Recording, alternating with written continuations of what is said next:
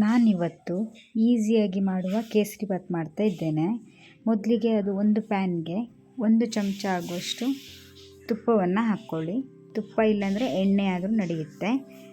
ನಂತರ ಅದಕ್ಕೆ ಸ್ವಲ್ಪ ಗೋಡಂಬಿಯನ್ನು ಹಾಕ್ಕೊಳ್ಳಿ. ಗೋಡಂಬಿಯನ್ನು ಕೆಂಪಗಾಗೋ ತನಕ ಫ್ರೈ ಮಾಡ್ಕೊಳ್ಳಿ. ಲೋ ಫ್ಲೇಮಲ್ಲೇ ಇಟ್ಕೊಂಡು ಫ್ರೈ ಮಾಡ್ಕೊಳ್ಳಿ.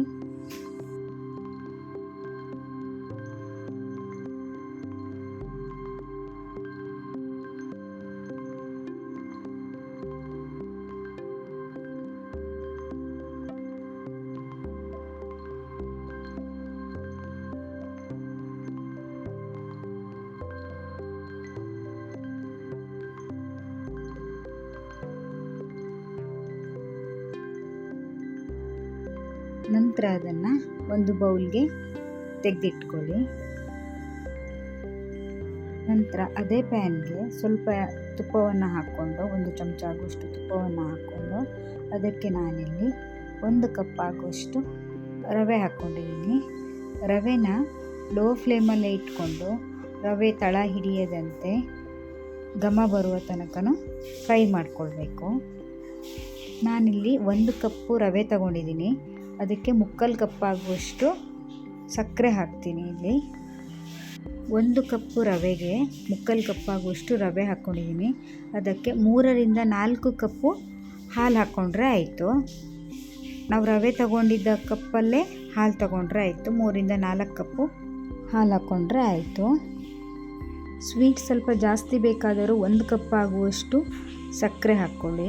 ನಾನು ಸ್ವಲ್ಪ ಇಲ್ಲಿ ಸ್ವೀಟ್ ಕಮ್ಮಿ ತಿನ್ನೋದು, ಅದಕ್ಕೋಸ್ಕರ ನಾನು 3/4 ಕಪ್ ಆಗುವಷ್ಟು ಸಕ್ಕರೆ ಹಾಕ್ಕೊಂಡಿದ್ದೀನಿ.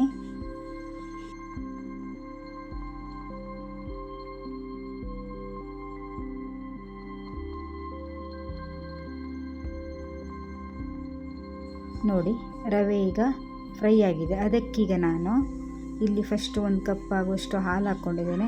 ನಂತರ ನಾನು ಇನ್ನೊಂದು ಕಪ್ ಹಾಲಿಗೆ ಸ್ವಲ್ಪ ಫುಡ್ ಕಲರ್ ಸೇರಿಸಿ ಹಾಕ್ಕೊಂಡಿದ್ದೀನಿ. ನಾನಿಲ್ಲಿ ಫುಡ್ ಕಲರ್ ಇದ್ದರೂ ಹಾಕ್ಕೋಬೋದು, ಇಲ್ಲ ಅಂದರೆ ಅರಿಶಿಣನೂ ಹಾಕ್ಕೊಳ್ಬೋದು. ನೋಡಿ, ನೀಟಾಗಿ ಫ್ರೈ ಮಾಡ್ಕೊಳ್ಳಿ. ಗಂಟು ಆಗುತ್ತೆ, ನೀಟಾಗಿ ಫ್ರೈ ಮಾಡ್ಕೊಳ್ಬೇಕು. ಇಲ್ಲ ಅಂದರೆ ಅದು ತಳ ಹಿಡಿಯುತ್ತೆ ಮತ್ತು ಗಂಟಾಗಿ ಅದು ಚೆನ್ನಾಗಿ ಬರಲ್ಲ. ನೋಡಿ, ಈ ಥರ ಆಗುತ್ತೆ.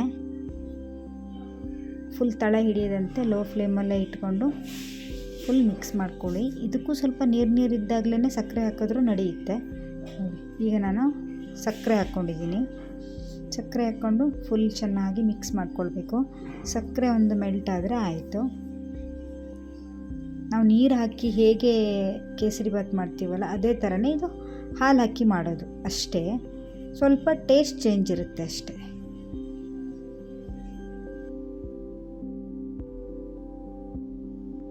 ಅದಕ್ಕೆ ಈಗ ಒಂದು ಸ್ವಲ್ಪ ಏಲಕ್ಕಿ ಪೌಡ್ರನ್ನು ಮಿಕ್ಸ್ ಮಾಡ್ಕೊಳ್ಳಿ.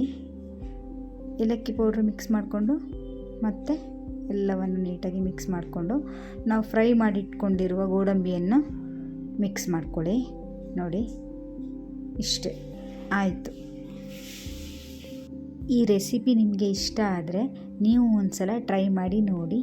ಇದೇ ರೀತಿ ವಿಡಿಯೋಗಳಿಗಾಗಿ ನಮ್ಮ ಚಾನಲ್ನ ಸಬ್ಸ್ಕ್ರೈಬ್ ಮಾಡಿ. Thank you.